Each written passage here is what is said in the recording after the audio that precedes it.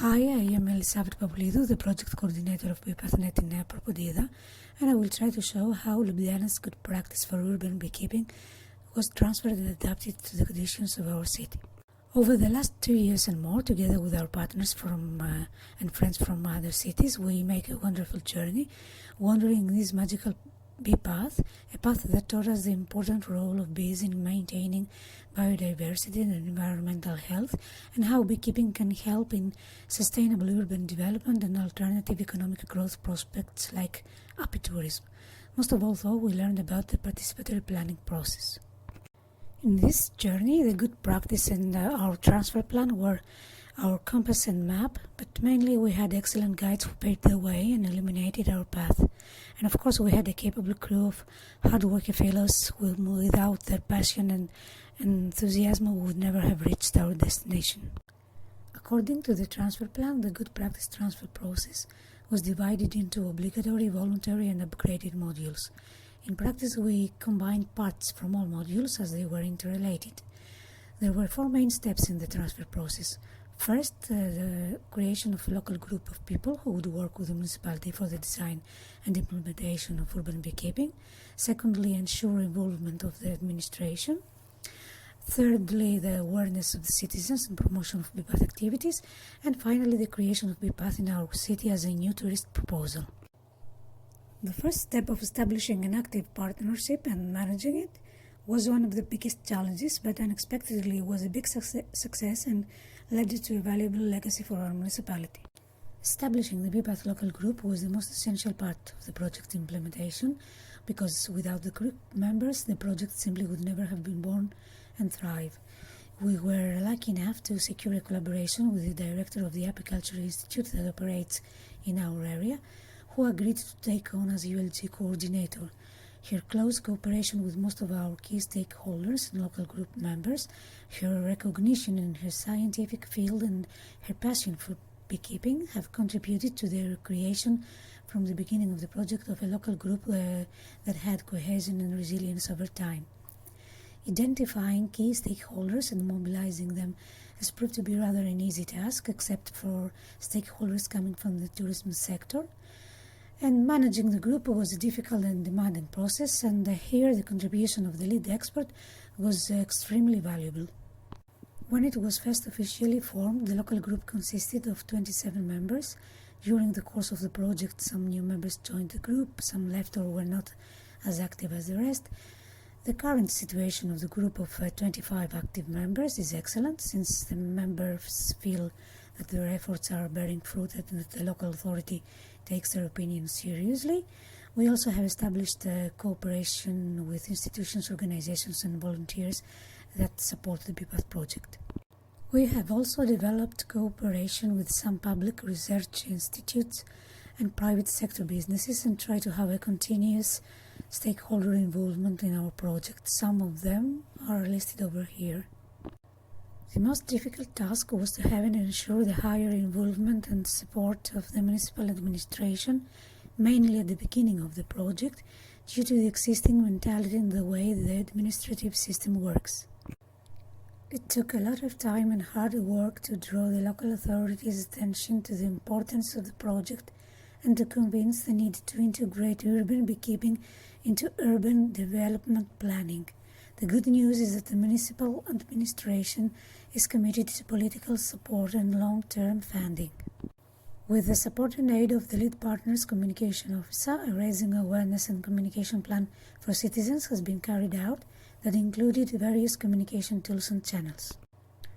The prevailing negative opinion of people about the existence of bees in an urban environment, caused mainly by the fear of bees, needed to be changed. To pursue this, many awareness-raising campaigns and promotion activities were organized for various target groups: children, teachers, beekeepers, farmers, etc. We organized lectures and seminars. We would like to emphasize that we especially focused on informing and raising awareness of farmers and competent services at the local and national level, like Ministry of Agriculture or Municipal Environmental Protection Departments and Greenery Management Offices. We urged them to develop an environmentally friendly plant protection policy by adopting a bee-friendly pesticide-herbicide management. We had many raising awareness activities like honey tasting, workshops. BeePath's kiosk was present on many municipal events, the Honey Festival, and of course the World Bee Day celebration. We organized and ran bee contests and games like the treasure hunt game, Discover the Bee in Our City, the Catch the Bee in Action, and call to citizens for photo capture of bees in their neighborhood, and the Best Bee Balcony contest. We organized planting campaigns focusing on bee-visited plants and trees.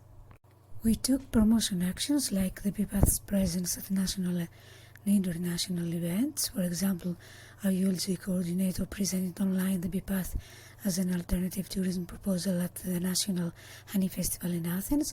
Our banner and leaflets were at Halkidiki Region's tourism kiosk during the Philoxenia International Tourism Exhibition, and one of our ULG members presented BeePath and urban beekeeping at Agrotica Expo in Thessaloniki in 2019. Many publicity tools were utilized, like newsletters, articles published in media, posters and leaflets, interviews on radio stations, letters, etc. We ensured constant contact with our members and stakeholders with regular meetings and communication through various communication channels, emails, messenger, social media, web page, all proved to be very effective. Nea Propondida, due to its touristic character, was the partner city to further develop the BeePath as a tourist or bee product promotional platform. The creation of the BeePath was done gradually together with the interconnected sectors to the path. These areas interconnected with BeePath are education, biodiversity enhancement and maintenance, promotion of local bee products and supporting mechanisms for new bee products development. The idea was to create in our area the BeePath as a trigger and motivation for the competent bodies to create and implement integrated plans for an alternative form of tourism, the apitourism. The creation of BeePath as a new tourism product was very difficult to achieve in the short duration of the project. The challenges we had to face were lack of existing infrastructure, lack of experience in designing tourism products, lack of resources, financial and human, and tourism representatives that were very hard to approach. So we had to create a tourism product from scratch. The main challenge was that new points of bees interest had to get created to be put on a route map. So we started creating the physical BeePath in Nea Propondida that includes new formed points of interest about bees, beekeeping tradition and biodiversity. We have established a permanent beekeeping exhibition which is hosted at the Museum of Fisheries and Boats in Nea Moudania. We created a theme park dedicated to bees and pollinators. We designed the man and environment lane and started planting autochthonous trees and plants native to the Greek flora with signs that inform visitors about biodiversity and pollination. Along the BeePath route you can see bee nests, informative boards, educational games and structures indoors and outdoors. You can also find artworks such as the bee sculpture and bee murals, points of sale of local bee products, local dishes and desserts, and honey sweets in restaurants and patisseries, and if it's summer you can visit the annual Honey Festival. We also tried to create an external BeePath. The key points of natural and beekeeping cultural heritage are combined with the BeePath story and are integrated into a map and a brochure that constitute the new tourist product available to everyone interested. So we just started to build stone by stone the designing and development of BeePath touristic packaged education programs for tourist guides and interpreters in the city weren't feasible to be done during the project life, although they were proposed in our transfer plan as obligatory steps. Therefore, they are included in our long-term planning of urban beekeeping. As for the voluntary modules connected to BeePath, from the beginning of the project, we achieved very good cooperation with schools and we involved many higher education institutions and expert organizations in many project activities. Our cooperation with all these institutions is already guaranteed for the future. Furthermore, a special educational program for kindergarten and primary schools has been designed and was about to be launched as a pilot program in schools, but due to the pandemic situation it could not be achieved and will start later.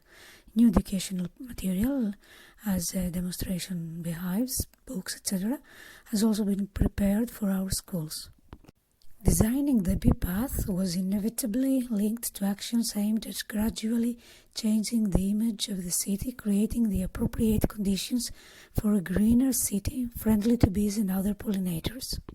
Thus, the biodiversity maintenance module of the good practice, even if voluntary, was implemented in our municipality, as we had campaigns linked to pollination and the bees' contribution to biodiversity and food adequacy. We set up wild pollinator hotels and made a video with instructions on how to make one. We made plantings along the physical bee path in Νέα Μουδανιά. We created a large hexagon flower bed with melliferous endemic plants and informative labels about plants' identity and the importance of pollinators and biodiversity. We organized 3 online biodiversity seminars with the participation of expert scientists from the Institute of Plant Breeding and Genetic Resources. The seminars attended many educators and beekeepers from all over Greece. During the project, not much effort was made to approach institutions or companies that wish to develop new products and business ideas or plans, or wish to build a green image. Nevertheless, the local group members have some dreams and thoughts that have been put into our long-term plan. Now, for the future, we have already started talking with our members about setting up a social cooperative enterprise or association. We also have started an effort to create a team with people who have visitable apiaries in Greece to promote the idea of apitourism development. As the BeePathNet project ends and seeing what has been achieved in the last 2.5 years, we believe that our dream to continue the project and build on its legacy is not deceptive. The training we already had, the strong relationships among the members of BeePath local group, the collaborations we had with other organizations and institutions, and the support of the administration gives us the right to dream on. Thank you very much for your attention.